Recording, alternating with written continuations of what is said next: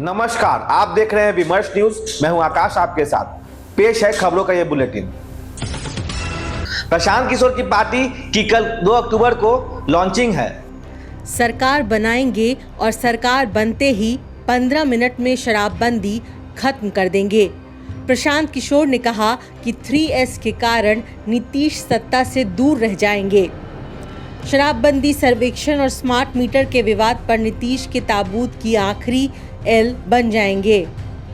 बहुत विस्तार से उन्होंने कहा कि प्रतिनिधि वापसी का अधिकार व्यवहारिक है। जिनको वे प्रतिनिधि बनाएंगे, पहले ही उन्हें शपथ पूर्वक लिखना होगा कि जनता की मांग पर इस्तीफा देकर वापस हो जाएंगे। जम्मू कश्मीर चुनाव का तीनों चरण पूरा हुआ। आज अंतिम दिन 65% तक वोटिंग हुई। केंद्र शासित राज्य के रूप में जम्मू कश्मीर का पहले चुनाव संपन्न हो गया।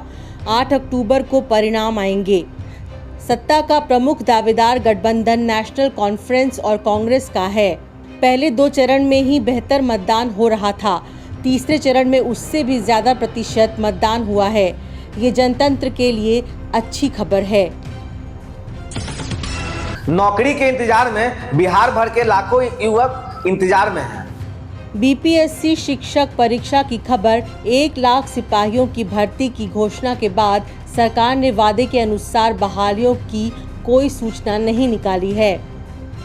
निश्चित तौर पर खेती में कुछ अनुदान घोषित हुए हैं। गन्ना पेराई मशीन के लिए अनुदान की घोषणा हुई है और मुर्गी पालन के लिए भी अनुदान की घोषणा की गई है।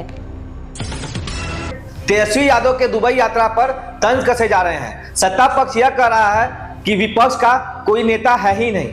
चिराग पासवान ने व्यंग किया कि जनता को सुनने वाला कोई नहीं है। बिहार में विपक्ष का नेता परिवार के साथ दुबई घूम रहा है। आपको इतनी ही चिंता है तो आप आइए ना। जैसा मैंने कहा कि इनके नेता तो इस त्रासदी में भी देश में ही नहीं है। ऐसे में सिर्फ ट्विटर पे लिख देने से जनता की समस्या का हल हो जाए, ये होता नहीं है। आपकी जो भी समस्या, भाई आप विपक्ष हैं, आप अंग हैं हमारा। सत्ता पक्ष मजबूत तब होता है जब विपक्ष अपने सुझाव सत्ता को देता है। ऐसे में हम लोग पूरी तरीके से आपके सुझावों को सुनने के लिए तैयार हैं, पर उनका कोई नेता होना तो चाहिए। यहाँ पे ट्विटर खेलने से तो नहीं चलेगा ना। तो हम माननीय तेजस्वी यादव जी को यह कहना चाहते हैं, जो मीडिया के माध्यम से जानकारी मिली है कि तेजस्वी जी आप दुबई में हैं। दुबई में प्रीपेड मीटर लगा हुआ है। वहां गैस के संचरण के लिए जो हम लोग खाना में जिसका इस्तेमाल करते हैं वो अभी प्रीपेड है।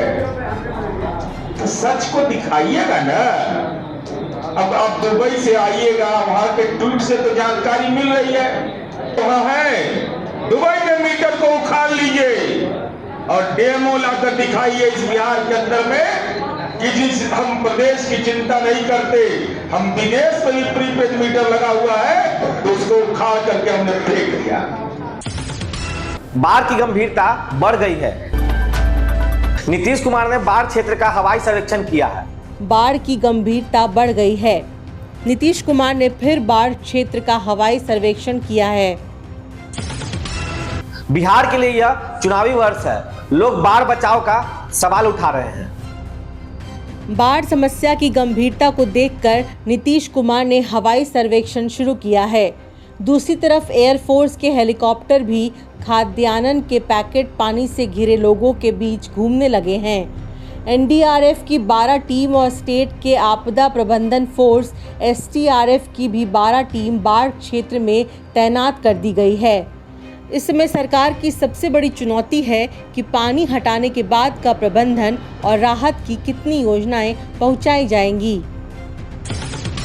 बिहार मंत्रिमंडल ने 45 निर्णय लिए हैं।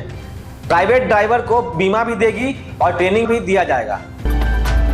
बिहार सरकार ने सीएनजी पर 7.5% वैट घटाया। नीतीश मंत्रिमंडल की मंगलवार की नियमित बैठक संपन्न हुई। सबसे ज्यादा लाभ सीएनजी और पीएनजी से चलने वाली गाड़ियों को मिलेगा। सीएनजी पर 20% की जगह 12.5% और पीएच पर 20% की जगह 5% देना होगा। 11 से 20 नवंबर तक महिला हॉकी चैंपियनशिप करवाया जाएगा। मंत्रिमंडल ने इस पर मुहर लगा दी। पहले से घोषित महिला हॉकी चैंपियनशिप स्पर्धा राजगीर के खेल गांव में होगा। खेल गांव और खेल विश्वविद्यालय नीतीश सरकार की देन है। नितिन गडकरी ने कहा है कि सत्ता विश्वकन्या की तरह होती है। केंद्रीय मंत्री स्व उद्यमी योजना के बारे में महाराष्ट्र के एक जगह पर बोल रहे थे। केंद्रीय मंत्री नितिन गडकरी महाराष्ट्र में लड़की बहन योजना पर बोल रहे थे। गडकरी ने कहा कि उद्यमियों को अकेले सरकार की मदद पर निर्भर नहीं करना चाहिए। गडकरी ने कहा कि किसी भी पार्टी की सरकार हो, विश्वकन्या की तरह ही होती है। आर्मी चीफ ने कहा है कि एलएसी पर गंभीर हालत बन सकते हैं। पूर्वी लद्दाख पर स्थिति संवेदनशील बनी हुई है। आर्मी प्रमुख उपेंद्र द्विवेदी ने सीमा पार के हालातों पर चिंता जताई। पिछले सप्ताह खबर आई थी कि एलएसी पर चीन ने 75% सैनिकों को वापस बुला लिया है। ये भारत की तरफ से भी किया जा रहा है। इसके पहले दोनों तरफ 50,000 और 50,000 सैनिक खड़े कर दिए गए थे। सैनिकों की वापसी के लिए वार्ता चल रही थी।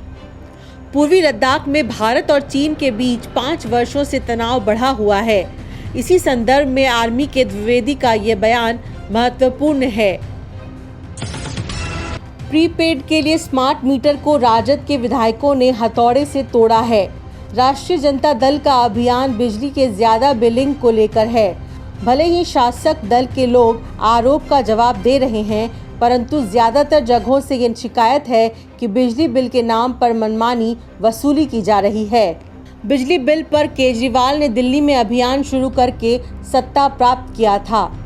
तेजस्वी यादव जिलों में जब घूमने लगे तब उन्होंने ये सवाल समस्तीपुर से पूछा था। उन्होंने ये भी आरोप लगाया था कि बिहार का बिजली बिल सबसे महंगा है। उन्होंने वादा किया था कि शासन में आने पर हर परिवार को 300 यूनिट बिजली मुफ्त देंगे। जो विपक्ष के नेता हैं वो भ्रम फैला रहे हैं और कहीं कोई कंफ्यूजन नहीं है। जो भी पब्लिक को दिक्कत है उसमें सुधार किया गया है। जब रिचार्ज होता है एक पुश बटन भी दिया गया है।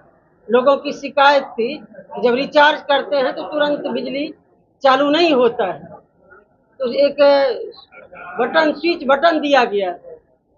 पुश करने पर 20 सेकंड के बाद बिजली चालू हो जाएगी। इसलिए कोई ये व्यवस्था पब्लिक के हित के लिए है। कई बार लोगों की शिकायत मिलती है कि हम लोगों को ज़्यादा बिल आ जाता है। इससे जितना रिचार्ज करेंगे और उसका उतना ही बिल उठेगा। और ये भी व्यवस्था की गई है, जो पहले सामान्य मीटर था, मीटर भी लगा के और प्रीपेड मीटर दोनों लगा के दोनों का जांच भी किया जाता है कि पहले आपका जो सामान्य मीटर है उसमें कितना उठ रहा है, प्रीपेड मीटर में कितना उठ रहा है। तो ये व्यवस्था लोगों के जो उपभोक्ता हैं, जो कंज्यूमर हैं, बिजली उपयोग करते हैं, उनके हित के लिए किया जा रहा है। बाढ़ के दौरान ही मिनी गन फैक्ट्री पर छापा मारा गया। मुंगेर जिले में गंगा का पानी फैल रहा है। इसी दौरान मुंगेर दियारा में छापा मारकर मिनी गन फैक्ट्री का पता लगाया गया है। गुप्त सूचना के आधार पर पुलिस मुंगेर दियारा में पहुंची थी और 2 लोगों को गिरफ्तार कर लिया। जानते हैं कि मुंगेर में बंदूक कारखाना था और इसके बंद हो जाने के बाद इसके कारीगर बेरोजगार हो गए हैं। हमेशा ही अवैध हथियार बनाने के प्रयास में लोग पकड़े जाते हैं। 3 साल पुराने मामले में कोर्ट ने बाप को आजीवन कारावास सुनाया है। सुपौल के इस बाप ने बेटे को चाकू मार दिया था। सुपौल जिले के त्रिवेणीगंज थाना में एक आपराधिक घटना में बाप के चाकू मारने से बेटे की मृत्यु हो गई थी। बाप से बेटे ने दुकान में जाकर के सोने के लिए कहा था।